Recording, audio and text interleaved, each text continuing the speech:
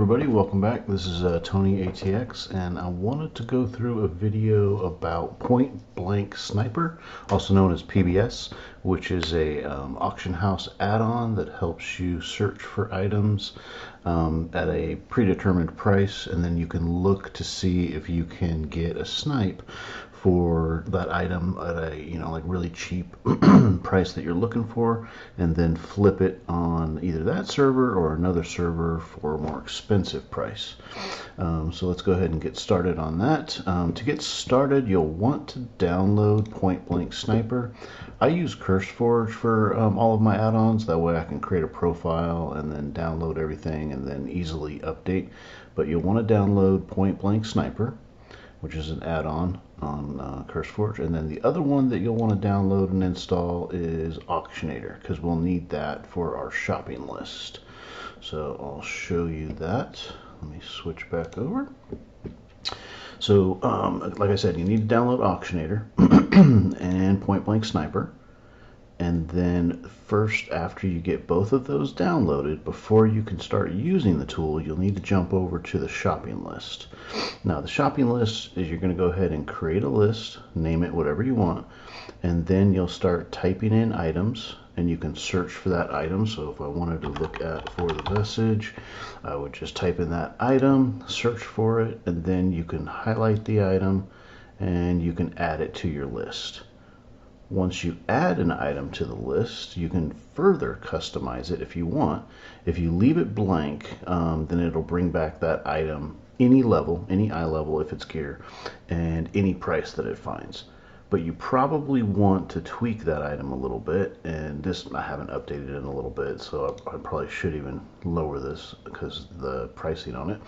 But basically what you want is you'll put in the item name. If it's a short name or that name is found in a bunch of other items, you'll want to click on exact search, so that way it only brings back that name and that item. I typically leave the other settings empty because I don't want to filter so much that it makes it where it may not come back. You can do level, and then you can do eye level if you want.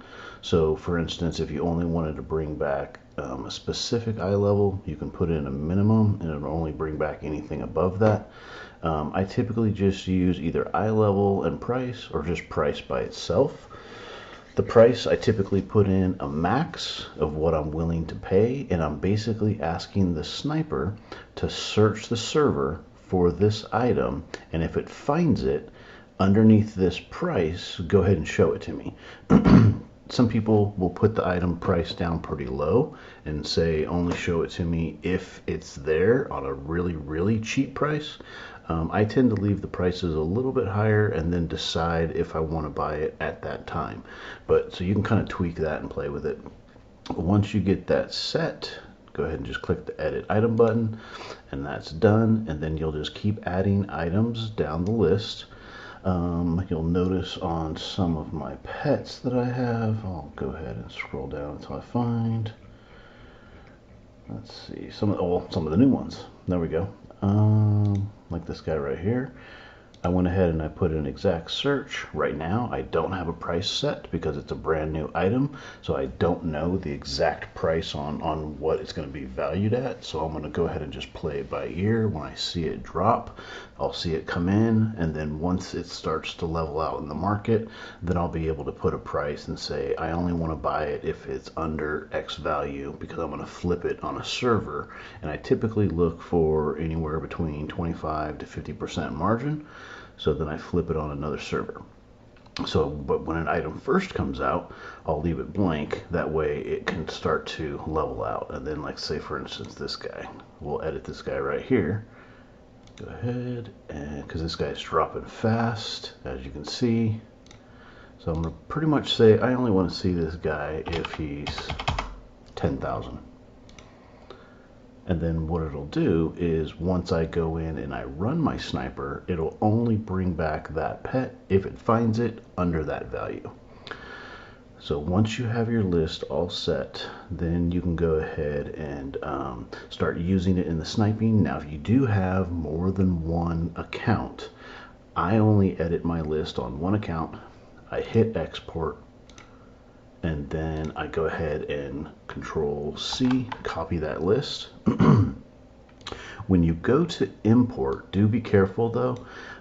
If you import right now, it'll just append to the current list, which means that it'll add everything on your list to the bottom, and you'll have dupes of everything, which I didn't know at first, and I started editing things, and then before you know it, you have one item at the top of your list saying, let's say 700,000, and then you have another item at the bottom of your list saying 8 or 9, and they conflict. So then it's not going to give you what you're expecting.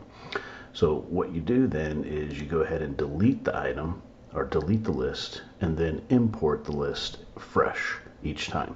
So I have 4 accounts, I delete it, import it, and I'm good to go.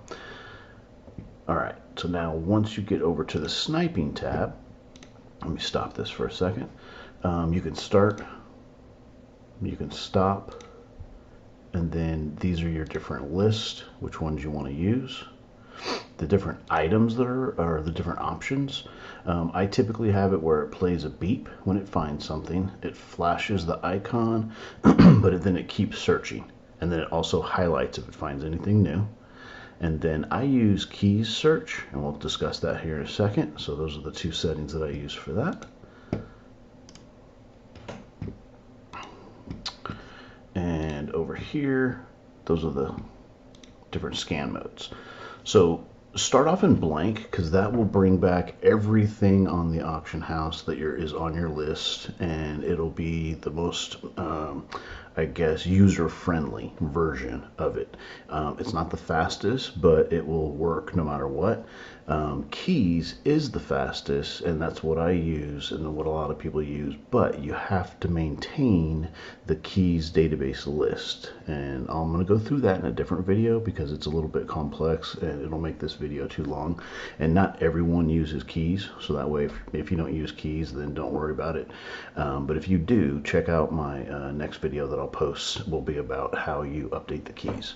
But keys is basically looking for these items, not necessarily by name, but by the unique key item ID that's a database, and it's a lot faster when it pulls it back. So the only thing is with keys is as soon as a new item comes out, like it just had a bunch of new items for the latest patch, that new item is not in the database yet, so you have to update your keys, and you'll see a message at the bottom saying that there's 20 new items that are not found in your database. Then you can go with no gear, so just looking for, like, say, pets or mounts or materials, things like that. So it's just like keys, but it just does not have the gear. And then the last one here is buyout price is exactly 1 silver. So you can figure out that that's just going to pull back anything that somebody accidentally put in there for 1 silver. But the idea here is that you're looking for anything on the auction house under a specific price so that you can then turn around and flip it for a more expensive price, most likely on a different server. So once it starts scanning through, it'll look at your predetermined prices and decide, pull it back, and then you can decide if you want to go through and actually buy that. If there's a specific item that you don't actually need anymore, like this one's kind of old, I don't actually even flip this one anymore, I can go ahead and just remove it right here, and then it'll go ahead and remove it from my list. If there was an item that I was interested in, I can click on it and I can buy it right then. I can go to the Blizzard UI, which brings me to the normal auction house, and I can kind of see how many others are like that. So I can kind of get an idea on how popular it is, competition, the pricing. Like this one right here is coming in at 5,000. Well, the other one's listed at that too, and if there was a bunch of other ones, then it kind of gives you the idea that the price is dropping. What your current pricing is, you probably need to drop it. But things like that. But then you can also click on an item. Sometimes it takes a second when it's searching. There we go. And then you can just do a name search. We'll just pull it up by name. Down here you kind of see what your settings are, so I probably need to drop that because it's telling me bring it in if it is under 10,000.